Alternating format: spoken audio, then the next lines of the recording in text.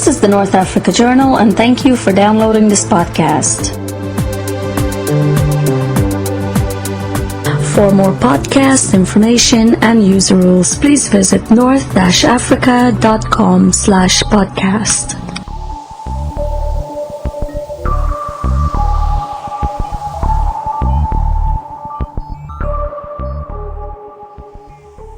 This is Arezki Daoud of the North Africa Journal, and thank you for listening to this audiocast titled Understanding the Crisis in Mali. The crisis in Mali is really a culmination of decades of bad events in that country, in which have recently reached unprecedented levels. However, Mali is not so unique in that it faces the very same types of problems other failed states face today. After all, it is in a region where most other nations are either already failed states or on the brink. Nations like Niger, Mauritania, Chad, Burkina Faso are among the poorest nations in the world, where the rule of law does not exist, where warlords and tribal influences dominate, where poverty is rampant, and in many cases, like in Niger, we're witnessing a devastating famine. To make things even worse, there is an ongoing locust invasion in some areas of the Sahara that could exacerbate further the crisis in the region. Specific to Mali, the country is very much one of the poorest in the world. GDP per capita is always below $2,000 per year, often around $1,500, and that's certainly not enough money to improve people's standards of living. As in many African nations, Mali suffers from a number of divisions within it, and one of the root causes of the current conflict is the poor relations that have existed between the south, where the capital Bamako is located, essentially dominated by ethnic black Africans, and the north, where about 10% of the nation's population is concentrated, representing the Tuareg, who are of Moorish descendants and have always had a nomadic lifestyle. The Tuaregs referred to northern Mali as Azawad Nation. The internal conflict between these two groups is not new, as the history of Tuareg rebellions goes back as far as 1900, if not earlier. In the Mali case, the Tuaregs have always accused Bamako of neglecting them, giving preferences to mining firms, destroying their pastoral land, etc. And on the ground, if you travel to northern Mali, there is plenty of evidence of widespread misery. Yet my main contention with the Tuaregs' chief argument over poverty is that poverty is not confined to the north, that is their region, or to them only. Bamako may have had bad regional policies, but economic misery clearly affects all the people of Mali and not just the Tuaregs. With $1,500 per capita GDP per year, there are no resources to provide even to the southerners. The situation is even more pronounced, as Mali is a landlocked nation with no access to sea. It is truly a desert nation with limited farming potential. This is unlike Mauritania to the north, which benefits from its Atlantic coast and its fisheries resources to drive additional income. So the conflict between the Tuaregs and the central government in Mali has always been a sort of permanent factor in national politics, but up to now, without a major geostrategic significance. It was a very contained, very small conflict that pitted two groups, each of which provided some legitimate arguments and concerns. For the Tuaregs, it was about their ability to grow their own economy and not be confined by Bamako. Indeed, northern Mali has always been home to the Tuaregs. They are not newcomers, and their demands are not necessarily unrealistic. If you look at the three main northern provinces, their names are truly Berber and of Tuareg origin. Timbuktu, Kidal, Gao, even other names, have always been culturally Tuareg-leaning, as opposed to the southern provinces of Sikasso, Segu, Koulikoro, and others that draw their cultures from Black Africa. That middle line splitting Mali in two is essentially where sub-Sahara Africa and North Africa are separated, and that separation is reflected ethnically, but for the Mali people, these differences ought to be a source of pride, and they should leverage that for their economic growth going forward. This is precisely because they link two major sub-regions, eventually allowing them to become important brokers as long as they deal with their problems first.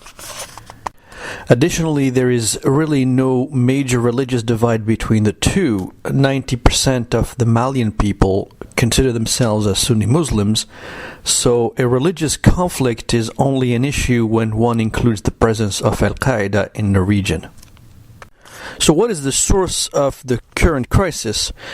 Well, in addition to the grievances from the Tuaregs and their insistence on getting partial or total autonomy to run their affairs, the toppling of the Gaddafi regime in Libya has opened up the Pandora's box, so to speak. Gaddafi has had so much influence on the region and spent a lot of resources to control the Saharan Tuaregs. In fact, Gaddafi has always dreamed of funding the creation of a Tuareg kingdom by unifying the Tuaregs of 5 or 6 countries. Such idea was always meant to counterbalance Algeria's growing clout in the region, obviously something that Algeria did not like at all.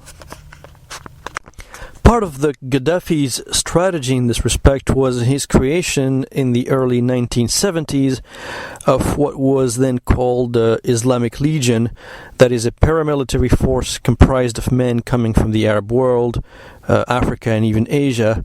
It turned out the Legion was essentially composed of men coming from poor nations and backgrounds in the Sahel proper, as many of them ended up fleeing bad conditions in places like Mali and Niger, and obviously ending up as being part of the Legion. Most of the Legion's troops happen to be Tuareg, including one of the current top leaders of the Tuareg movement in Mali called Ansar ad-Din. These individuals were relatively well trained and have sharpened their skills in many war-torn nations like Uganda, Chad, and even the Middle East. The Legion officially ceased existing and ended in early 1987, but it is clear that Gaddafi established strong enough ties with many of the men in the Legion to have a substantial influence on what to come next. Among the events that Gaddafi may have had a direct impact on were the Tuareg rebellions that have erupted in the late 1980s in Mali and Niger, which reignited later in 2007. Obviously, efforts to create a separate nation have failed. This latest cycle of crisis was facilitated by 3 critical events. The first was the end of the Gaddafi regime, which saw the return from Libya and to their homeland of thousands of Tuaregs, many of whom trained to fight and armed with weapons. We remember that after the crisis in Libya eased last year, weapons began to flow away from Libya and into the Sahara, some of it clearly now in Mali and Niger, fueling the conflict there. The second event was the internal implosion of the Mali central government down in Bamako, as a small group of Mali military officers ousted the president Amadou Touré in March of 2012.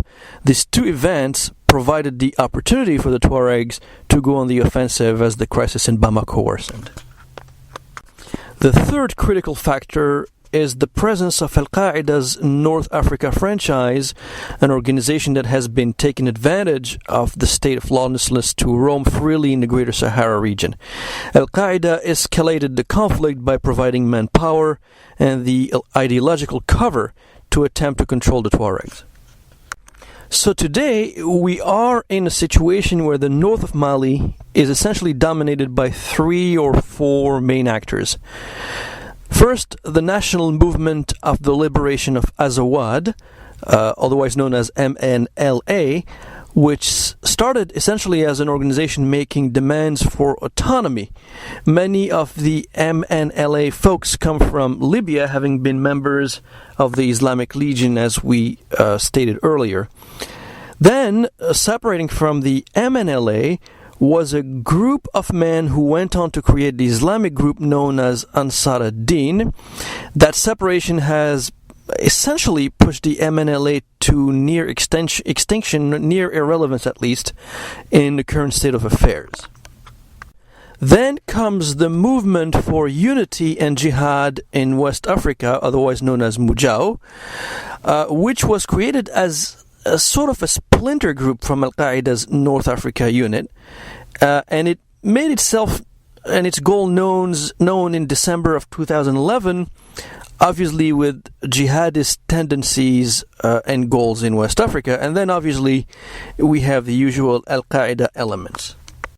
So where are we today? Well, firstly, it is clear that the Tuaregs themselves are divided into two broad opposing groups.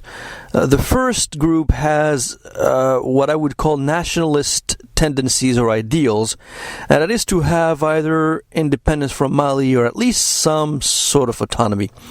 The MNLA and its splinter organization Ansar ad-Din may be part of this group and signal their willingness to discuss the sovereignty and integrity of the Mali nation, while we know that each group, or at least within each group, there are certainly different tendencies and politics. These two tend to fight with each other still, but clearly there is probably some room for reconciling their differences.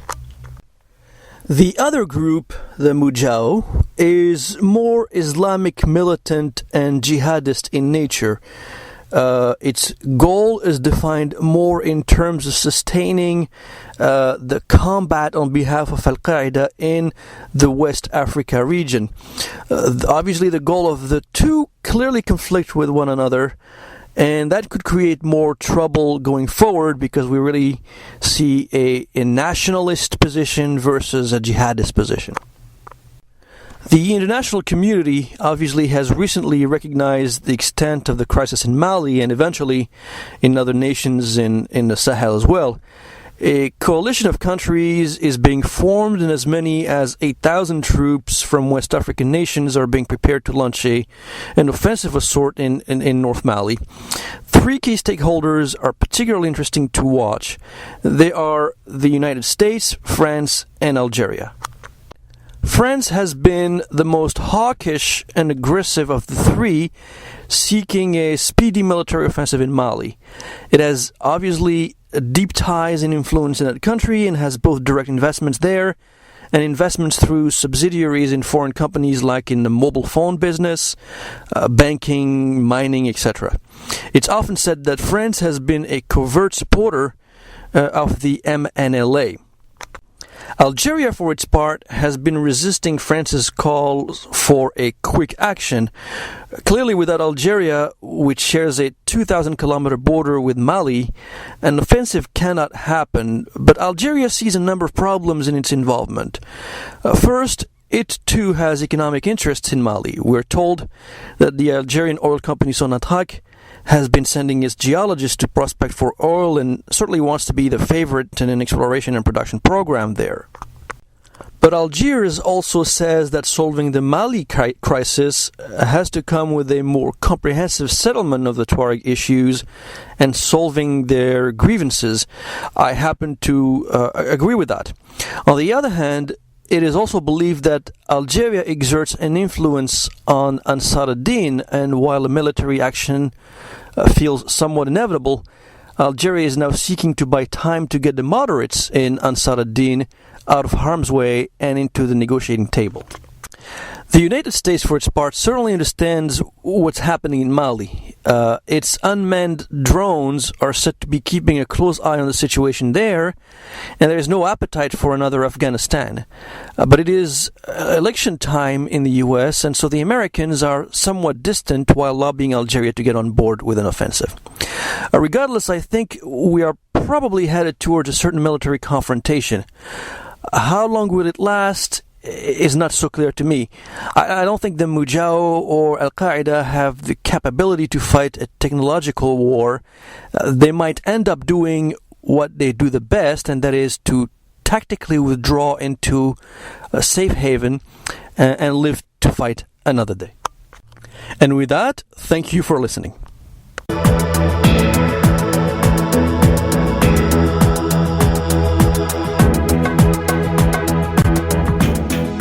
This was the North Africa Journal podcast. Thank you for listening.